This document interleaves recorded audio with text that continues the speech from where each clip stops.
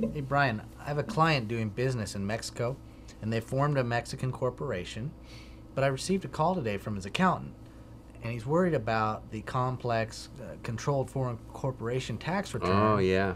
and the specter of an IRS audit. Yeah. So, what do you think? Those returns are really complex. It's a six-part return. The fine for being a day late is $25,000 per part. Wow. Really complicated.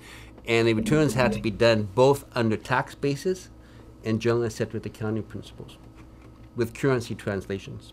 Really complex. And then the worst part about Mexico is that it's a pretty high tax country. Under the new law, the corporate tax rate's 18% and then another 30% withholding tax, 48%. Do they have a flow-through corporation status like we do here with the S corporations? No, everything's treated as a what we call subchapter C, a separate entity. And then our tax law treats any foreign corporation as a separate entity too. So, your clients may be used to being in an S corporation, and they pay state income tax and an instant deduction on their return. Here they're going to pay that tax in Mexico. But once they pay the tax in Mexico, the Treasury or Internal Revenue Service is going to give a credit for that tax paid here, aren't they? Well, that's the problem. They're not. So they're going to end up paying tax in Mexico as a corporation. And then when they take the money out as a distribution, they'll pay tax again in Mexico as a dividend. And then when they get it here in the United States, they'll pay tax on that dividend again. And at that point, maybe they can offset part of the Mexican dividend tax, that second tax in Mexico, against the U.S. tax. And that's kind of a tricky equation. And then if they're in a state like California or any state that has high taxes, they'll pay tax again in California.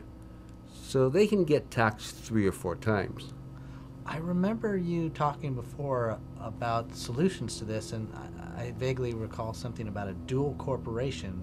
Is that the fix? Yeah, well, you have a good memory. That was like 18 years ago when you were like 10. Yeah. A dual corporation is really interesting. There's only one state that does it, Delaware. And they'll let any foreign corporation have a corporate charter in their state at the same time. And you don't need to form the two at the same time. So your client could have his Mexican corporation doing business. He comes to you and he chit-chats with you. You could go ahead, through CT Corp, form a Delaware Corp. They have a special corporate code section for dual incorporation. And then the IRS will let your client elect S corporation status on his Delaware corporation. What our regulations say is that any corporation with a dual status, an American status and a foreign status, is now an American corporation. So it's actually lost its foreign status to the IRS, which means that complex return that the accountant was worried about doesn't have to be filed. So he doesn't have to worry about that. He doesn't have to worry about any of the stuff called subpart F income, which is like complex international American tax law. He has just a simple domestic corporation, makes his S election, and just like he had a business in California, he just reports it on his return. That tax paid in Mexico at both the corporate level and the dividend withholding tax level will be a foreign tax credit. So he'll get a big refund in the United States. I'll tell him to call Brian Dooley. Sounds good. Then I'll give you a call, Daryl, and the law firm of Russell Miller and International Tax Counselors, my consulting firm, can work together and get the job done for your client. Okay.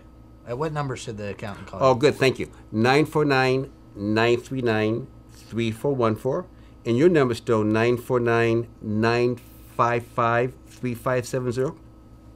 You really retain those numbers. You got it exactly. I'm an accountant. Thank you. Fantastic.